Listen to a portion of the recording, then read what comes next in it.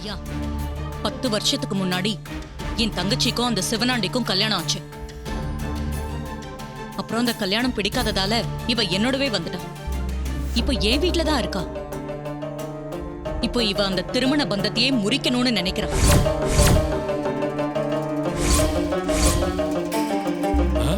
என்னப்பா இது? இன்னும் புரியலையே.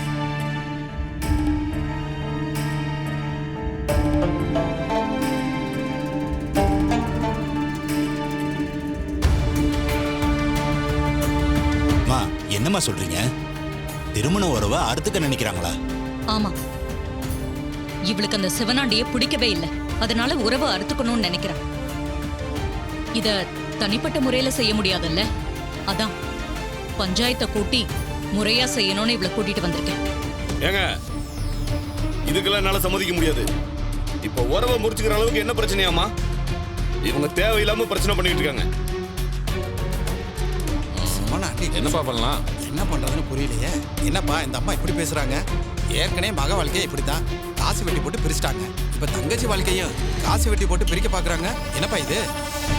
இவங்களுக்கு புருஷன் முன்னாடி சேர்ந்துருந்தா பிடிக்காது போல இருக்கு. வெட்டி விடுறதுலயே குறியா இருக்காங்க. அதானே. சாமுண்டீஸ்வரி அம்மாவுக்கு ஆம்பளைங்கனாலே ஆகாதே, அதான் இப்படிலாம் பண்றாங்க. அம்மா, சிவனாண்டி சொல்றதையும் பஞ்சாயத்து எடுத்துக்க வேண்டியதா இருக்கு. அவர் உறவை முறிக்கிறதுல விருப்பம் இல்லைன்னு சொல்றாரே. ஐயா, இது நான் எடுத்த முடிவில்ல, என் தங்கச்சி இவளே எடுத்த முடிவுதான் இது. வேணும்னா இவகிட்டே கேட்டுக்கோங்க.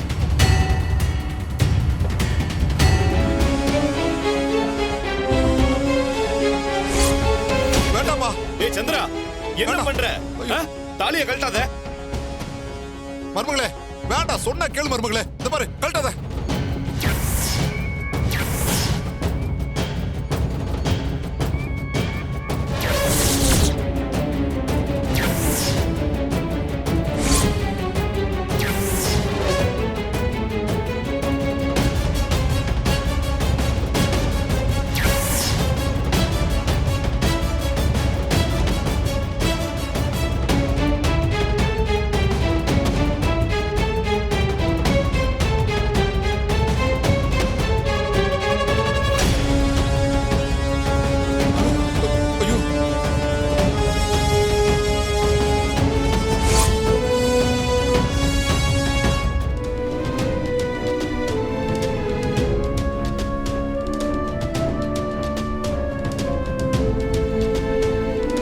மருமகளே வேண்டாமா, சொன்னா கேளுமா. மாமா சொல்றத கேளுமா. வேண்டாமா, குடும்பம் பாதிக்குமா.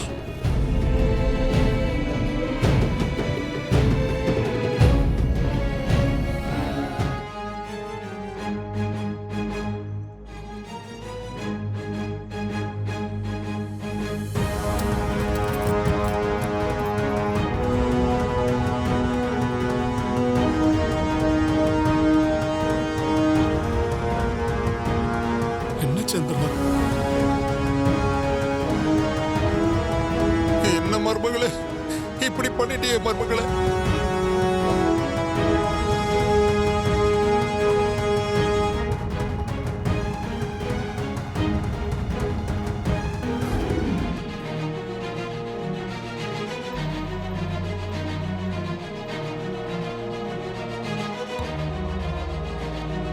ராஜா சேதுபதி பரமேஸ்வரி அம்மாவோட பேரனும் அருணாச்சலம் அபிராமி அம்மாவோட மகனுமாகிய கார்த்திக்குக்கும் ராஜராஜன் சாமுண்டீஸ்வரோட மகன் ரேவதிக்கும் இடையே நடந்த திருமண பந்தம் காசு வெட்டி போட்டு இன்னையோட முடிவுக்கு வருது.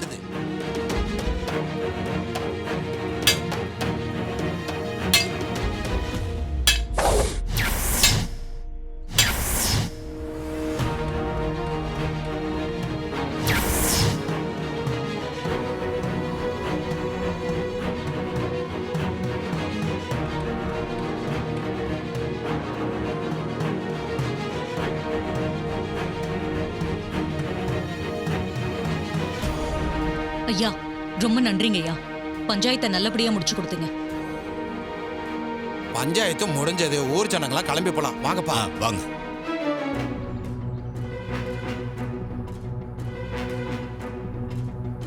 சந்திரா, நான் சொன்ன மாதிரி செஞ்சு நீ என் தங்கச்சின்னு நிரூபிச்சிட்ட. இப்பதான் எனக்கு சந்தோஷமா இருக்கு. வா வீட்டுக்கு போலாம். ம்.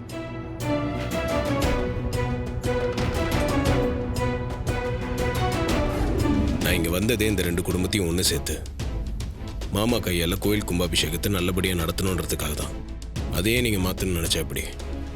நான் இப்பவும் சொல்றேன், தாத்தா மேல எந்த தப்பும் இல்லை. உங்க அம்மா இறந்ததுக்கு அவர் காரணம் இல்லை. கண்டிப்பா நான் அதை நிரூபிக்க தான் போறேன். உன் தாத்தா தப்பு செய்யலன்னு நீயா சொல்லிக்கிட்டு தெரியல. ஆனா என்ன பொறுத்த வரைக்கும் அவரால தான் என் அம்மா செத்தாங்க. அன்னைக்கு அந்த தப்பா அவர் செய்யலைனா இன்னைக்கு எங்க அம்மா எங்க கூட இருந்திருப்பாங்க. அவங்க இழப்போட வலியை இன்னி வரைக்கும் நாங்க அனுபவிச்சுக்கிட்டு இருக்கோம். அப்படிப்பட்ட உன் தாத்தா குடும்பத்தை விட்டுட்டு வர முடியாதுன்னு நீ சொல்லிக்கிட்டு இருக்க. ஆனா என் தங்கச்சி எனக்காக அவ வாழ்க்கையை தூக்கி போட்டுட்டு வந்திருக்கா. நீயும் இவ்வளவு ஒண்ணும் ஒன்னாயிட முடியாது. இவ்வளவு பேசுறியே, நம்ம மாப்பிள்ளை நம்ம குடும்பத்துக்காக எவ்வளவு செஞ்சிருக்காரு. இன்னைக்கு நம்ம குடும்பம் உயிரோட இருக்குன்னா அதுக்கு காரணமே நம்ம மாப்பிள்ளை தான். உன் தங்கச்சி என்ன பண்ணா? உன்னை பழி வாங்க பார்த்தா, உனக்கு துரோகம் பண்ணா. அவளை மன்னிச்சு ஏத்துப்ப, ஆனா மாப்பிள்ளை ஏத்துக்க மாட்டேன், அப்படித்தானே?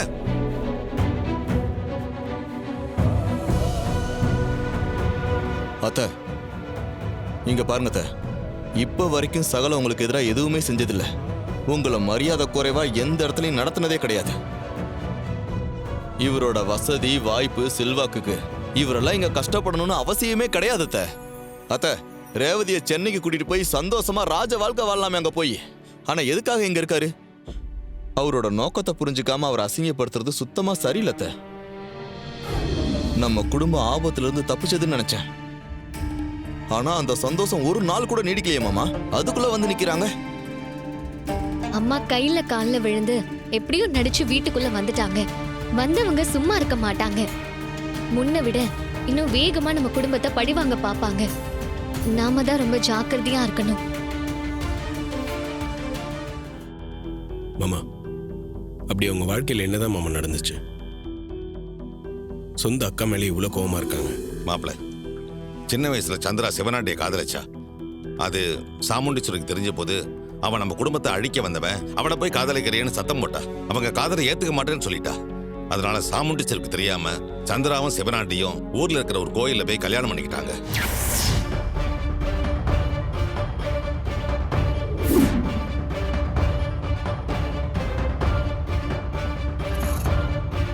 ஏன் சந்திரா எவ்வளவு லேட்டு? உனக்காக நான் எவ்வளவு நேரமா காத்துக்கிட்டு இருக்கேன் தெரியுமா? அக்காவுக்கு நம்ம காதல் சுத்தமா பிடிக்கல. அவளை ஏமாத்திட்டு வரது அவளை சுலபமும் இல்ல. அதான் கொஞ்சம் லேட் ஆயிடுச்சு. சரி சரி, நம்ம சீக்கிரமா கல்யாணத்தை முடிச்சிடலாம். இல்லனா யாராவது பார்த்துட்டு போய் உங்க அக்கா கிட்ட சொல்லிட்டு போறாங்க. ஏங்க, மாலை தாலியெல்லாம் வாங்கிட்டு வந்துட்டீங்களா? எல்லாம் வாங்கி பூசாரிகிட்ட கொடுத்துட்டேன். வா.